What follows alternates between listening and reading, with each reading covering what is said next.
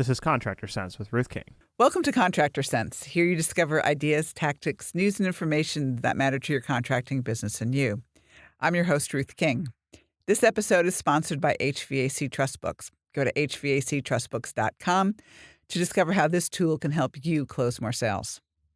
Thank you for joining us. Here is how we will help your business and you today.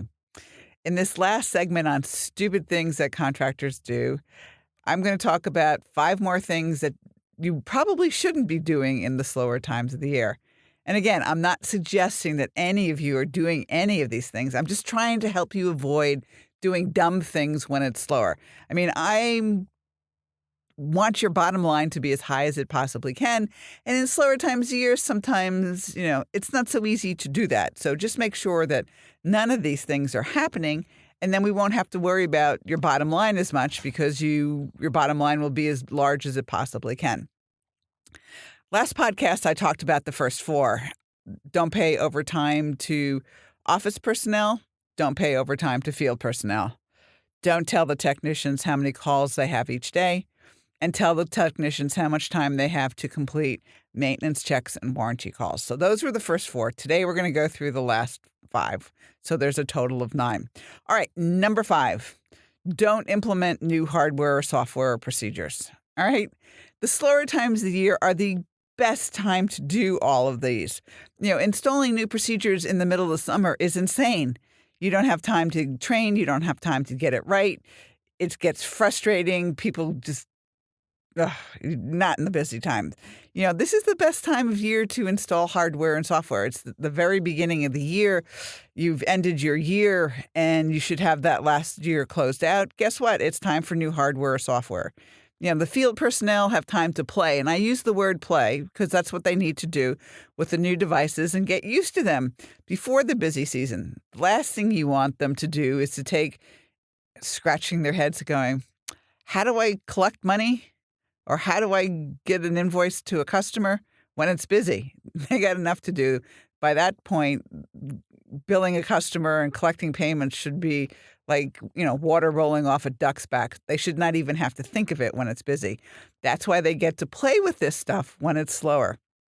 Likewise, internally, it's easier to get used to new hardware or new software really, in slower times. You have time to ensure that everything's input correctly and you don't have to worry about, oh, it's so busy, let me just put it down on paper or let me do a yellow sticky note or something like that. And it's crazy, crazy busy.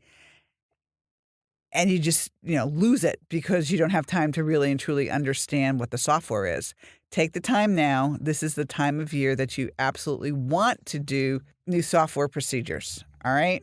Number 6, likewise with new software, you got to do the training at this time of year. I understand training dollars are not revenue producing dollars. However, this is the best time to train the technicians on technical issues and customer issues. A lot of times what we've done in this time of year, and customers love it actually, is we call the customers on the phone and we say, would you mind letting our service technicians come over? And we're doing a training on X and we want to do it on live equipment. And since you're such a great customer, we'd love to do it on your equipment. It's at no charge to you. And I promise we won't break anything. And customers, as a general rule, most of the time, if they're going to be around, say yes. They love free inspections. They love free things going on that will help them be more comfortable in their homes. So, sometimes you just train on live equipment. Sometimes you can, sometimes you can't. Others of you have training rooms set up. You have simulators set up. You have equipment that you've broken or can break and tell the technicians to fix it. By the way, if you're interviewing new technicians and you have that type of thing, you can really tell what a technician knows to see whether they can diagnose and fix a system that's back in your area. So sometimes that's there. But reality is, the reason we don't have training classes in June and July is that you're so busy generating revenue that you wouldn't take the time to actually put somebody into a training class. The best time to do it is now. Now, you're going to say, okay, what happens if we train on cooling and it's February and we don't necessarily need to do cooling activities right now? Or, we're training on this or that and it's the wrong time of year. Will they remember it? Well, hopefully the answer is yes, because they will have done it. They will have gone through it. And then it will go in the recesses of their brains at some point, and it may be a little, scratch your head at first, rusty at first, but they should remember the new training. The best way I know of also to do that is to have the technicians teach, have all of the employees teach on a particular area, some that they're good at and some that they're not so good at. So, for example, if somebody is absolutely phenomenal in refrigeration cycle, or they're absolutely phenomenal in drain cleaning, guess what? They teach and make sure that everybody else understands it.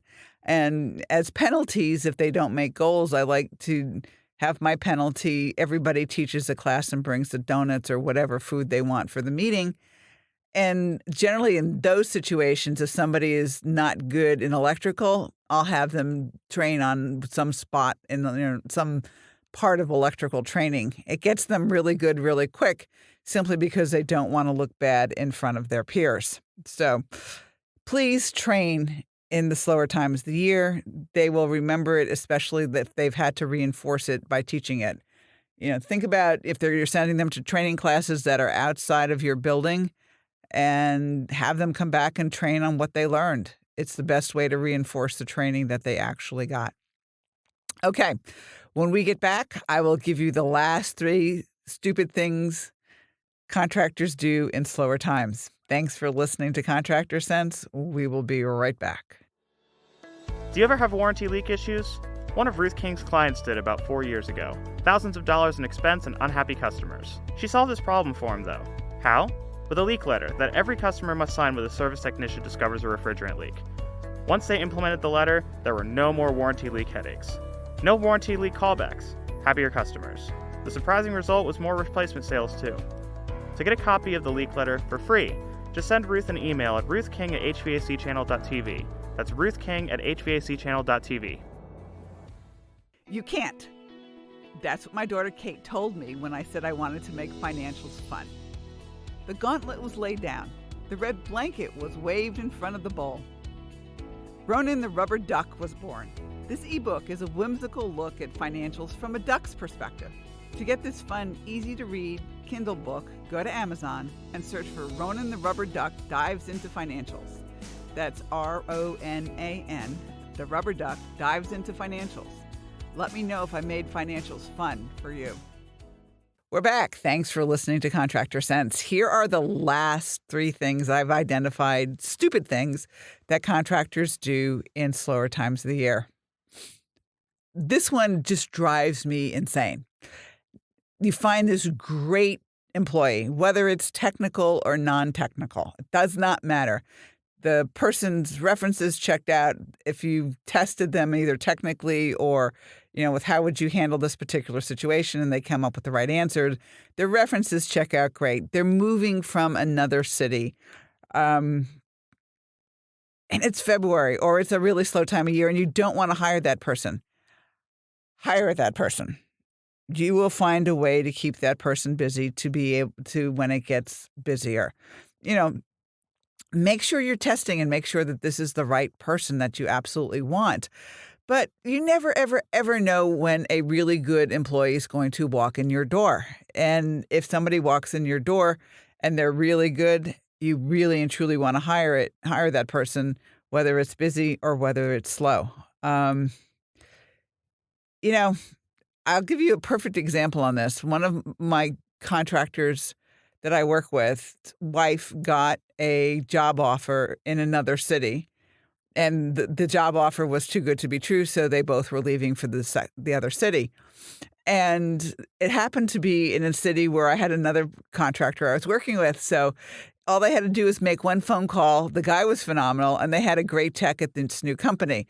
Now, the first company had to find another tech, but the second company got the benefit and knowing that this particular technician was really good when he walked in the door, simply because he'd been with a trusted company in the past. So there was like almost no interviewing procedure because it was a trusted situation. That doesn't happen all the time, but there will be times when people are moving from place to place because a spouse got a phenomenal job offer, and you have the opportunity to get a really and truly good tech, or a really truly good office personnel, or a really and truly good salesperson. A salesperson should be a no-brainer because great salespeople find the leads and they go digging and they do what it takes for them to stay busy year round. So that should be not even a decision. It should be an instant thing that you snap up. But, let's assume that you do hire this person. And what are you going to do with this person? And initially, you'll probably find things through your tickler files and things like that to keep this person busy, or you'll get an office person acquainted with what you're doing from, an office perspective, whether it's dispatch or whether it's marketing or whether it's customer service or whether it's following up on calls or whatever it is. But you'll actually do something that will keep this person busy until it gets busier.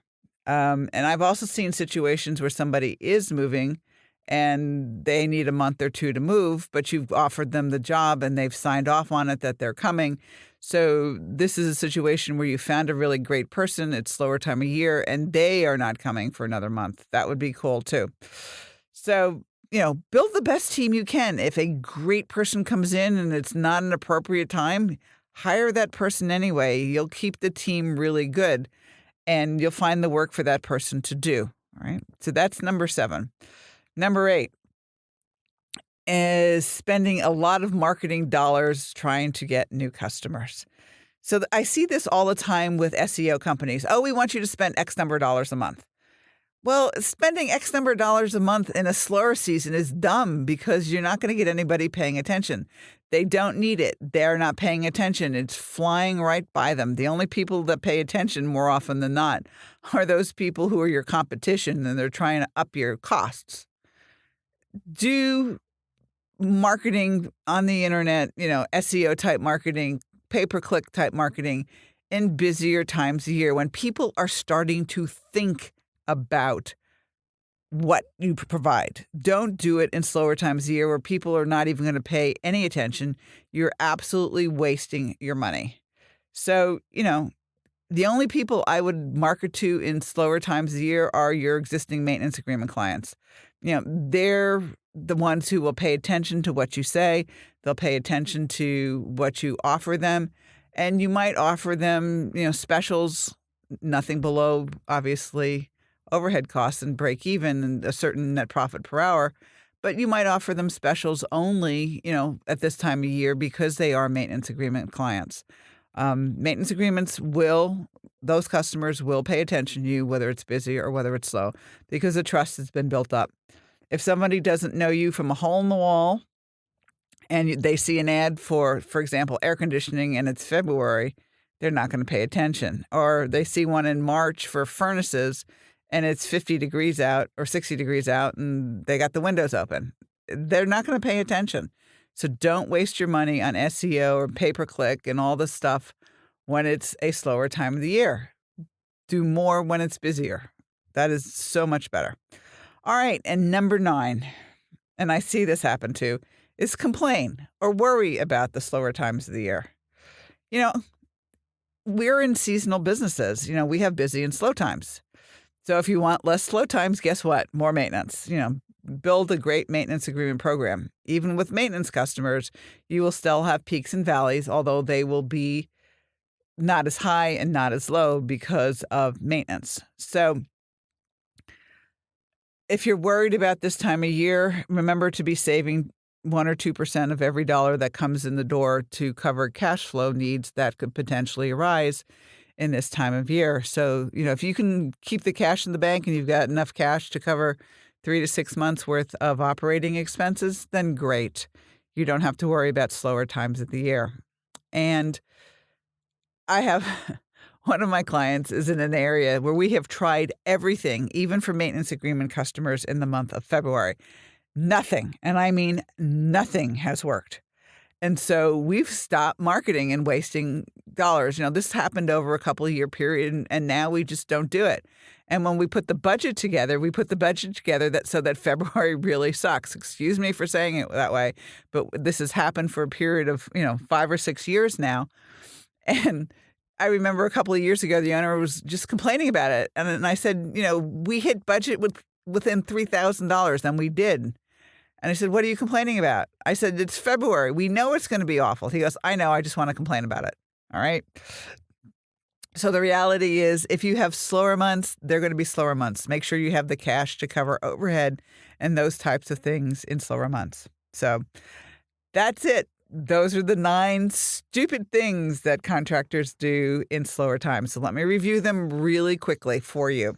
Number 1 is paying overtime to office personnel when it's slower. Number 2 is paying overtime to field personnel when it's slower. Number 3 is telling the technicians how many calls they have each day. Number 4 is not telling the technicians how much time they have to complete maintenance, i.e. tell them how much time they have to complete maintenance and warranty. Number 5 is not implementing new software, hardware, or procedures. This is the time to do that. Number 6 is not taking advantage of this time to train. It is the time to train. Number 7, refuse to hire a great employee during the slower season. You never know when a great employee is going to walk in your door. Hire them whenever. Number 8 is spending a lot of marketing dollars on trying to get new customers. Not exactly a good thing to do when it's slow. And number 9, complaining or worrying about the slower time of the year. Have enough cash flow so that you don't have to worry about it if February is always your slower month, or your slowest month, I should say. So thank you for joining us. Choose one thing you discovered and implement it in your business. These ideas, tactics, and strategies help you make more money, have more free time, and give back. If you like today's program, spread the word. Please review this podcast on any device you're listening to it on. Help a fellow contractor make more money too. For comments or questions, call me at 770-729-0258 or email Ruth King at hvacchannel.tv. Thanks for listening. Have a great and profitable day.